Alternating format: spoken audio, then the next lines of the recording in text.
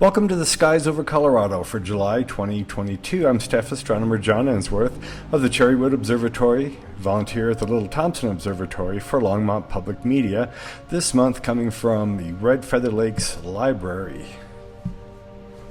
Astronomy news.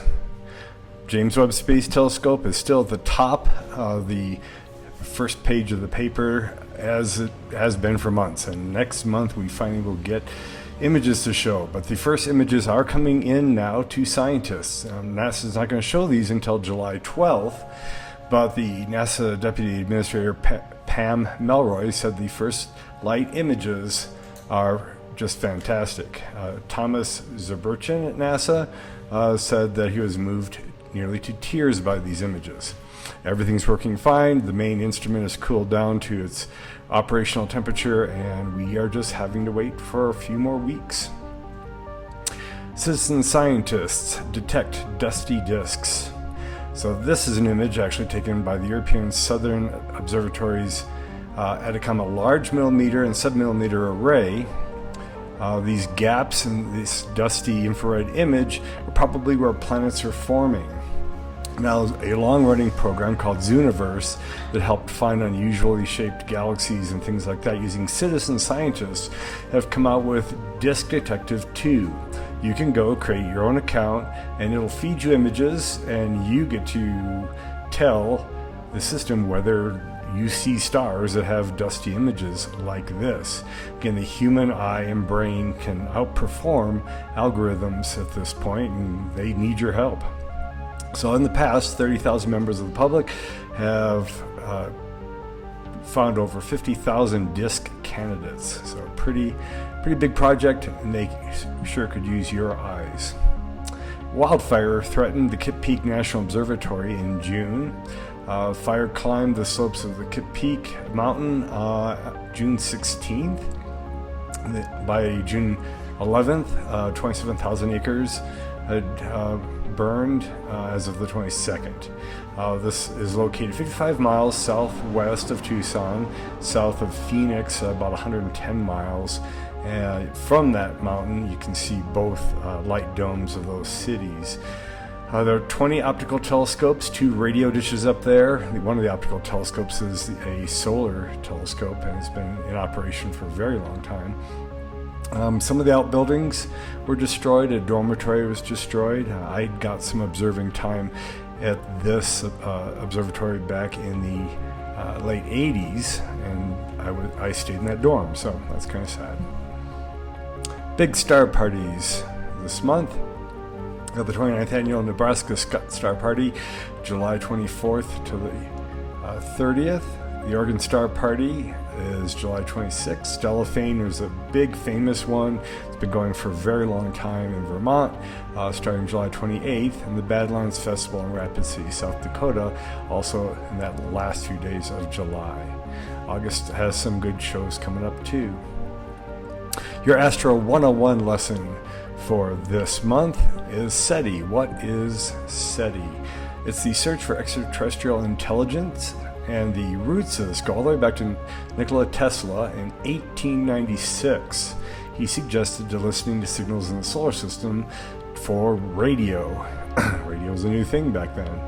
And he thought he could detect signals in 1899 in a station he set up outside of Colorado Springs. I think the remnants of that station are still visible.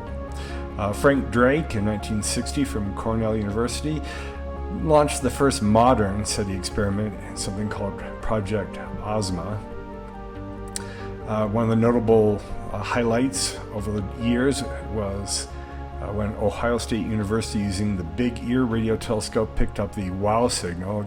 This output from the antenna was printed on paper, and so you can see here the blanks or ones, a very minimal signal, and then it goes up through 9 and then goes into the alphabet. So E, Q, U, J is a very strong signal. We have repeatedly looked back at this location in the sky and have not seen anything there. Later, the Arecibo and then the Allen Array joined in. The Arecibo, of course, is now no more. Breakthrough Listen is in operation. FAST, the very large array in New Mexico. The UCLA-run Green Bank telescope, also contributing at times to data. Used to be that you could use your computer to, again, do citizen science, allowing your computer CPU times to look through data at SETI at home. That has been retired right now. They don't have enough data to feed the system, but the BOINC, Distributed Computing Network, is doing all sorts of things like protein folding experiments and working with general relativity modeling, so you can still use your computer for science. You go to SETI.net to see what is still in operation. The sky above your backyard this month in Colorado. We got the moon beginning of the month, so on 4th of July you will have a little sliver in the western sky. If it's clear, it ought to add nicely to fireworks. But July 6th is the first quarter. Mid-month, 13th is our full moon. Third quarter is July 20th, and July 28th at the very end of the month is new. If you remember 2 years ago, at the end of the month, Halloween, that was the full moon. So we've now gone halfway through the phases of the moon in progression. For the planets this month, really nothing visible in the evening sky right after sunset. There's some Kuiper Belt objects labeled on the software there, but nothing really there.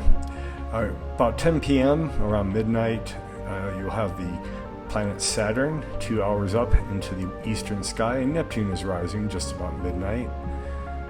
So there is Saturn over here, the moon, everything very low at this time.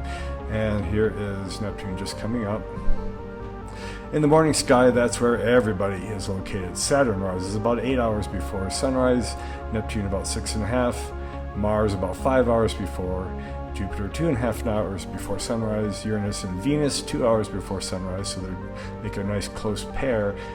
We have Mercury too close to the sun for much of this month.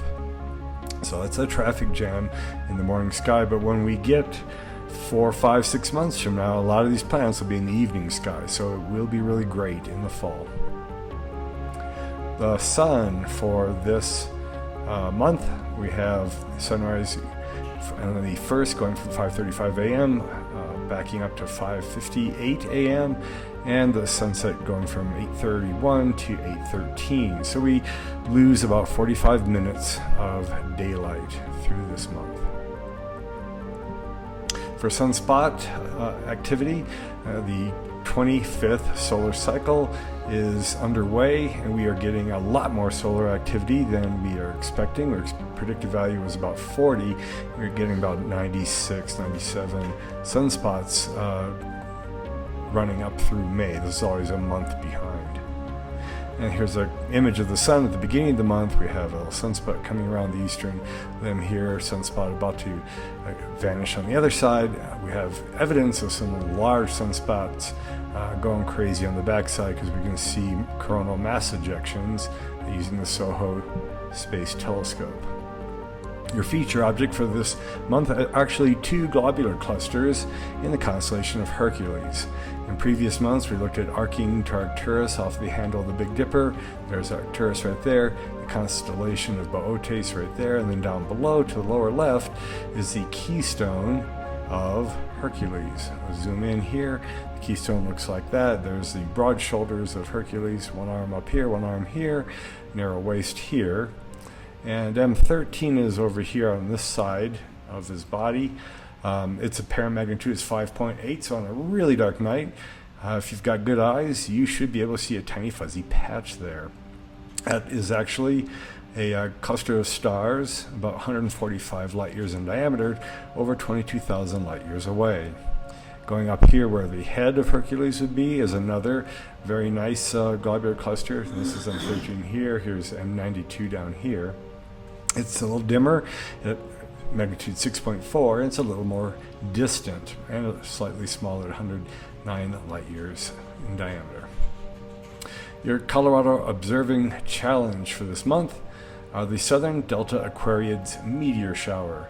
So at the very end of the month, July 29th to 30th, all night long, you can go out and look to the southeast at first, and then to the south and the southern sky. Right here to the left of Capricorn, near Aquarius, these meteors come from a comet that broke up about 9,500 years ago, and this one comet, 96P Mach-Holtz, is the one that has the orbital path that we are going through that is littered with all these little rocks and bits of dust that are burning up in the atmosphere. This year, the meteor shower is very close to the new moon, so you should be able to see even the fainter meteors. Astronomy events near Longmont this month.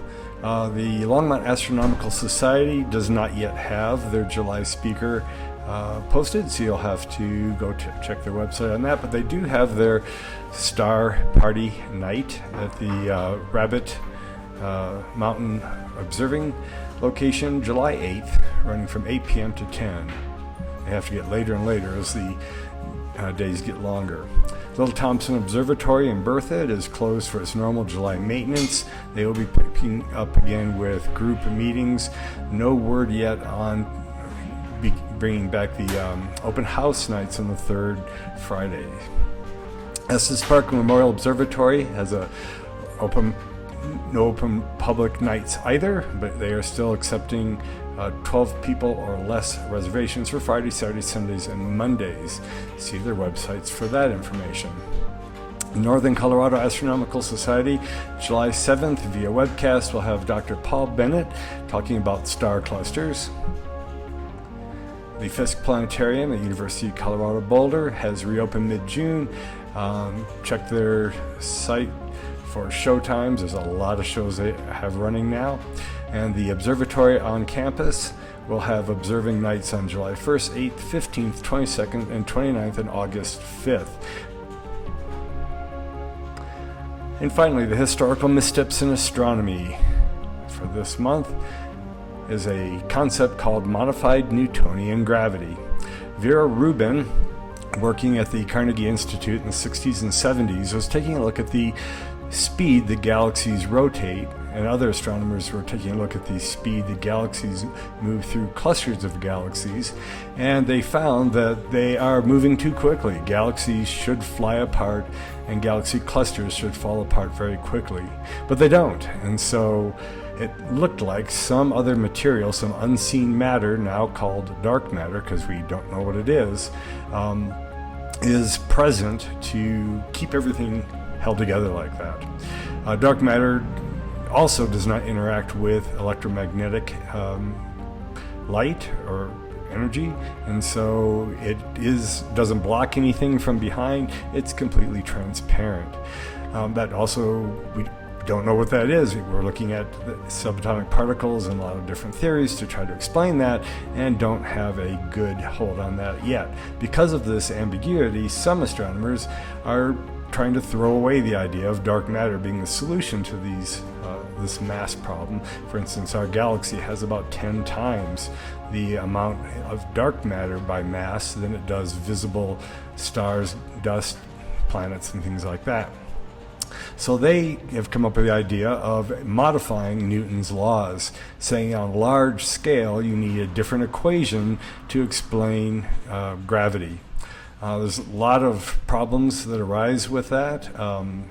For one of the best modified Newtonian gravity models, actually has to put some dark matter back in to still explain the motions of things on the largest scales. So tests are being proposed to try to see if we can do without the concept of dark matter, while other astronomers and physicists are looking for what dark matter might actually be.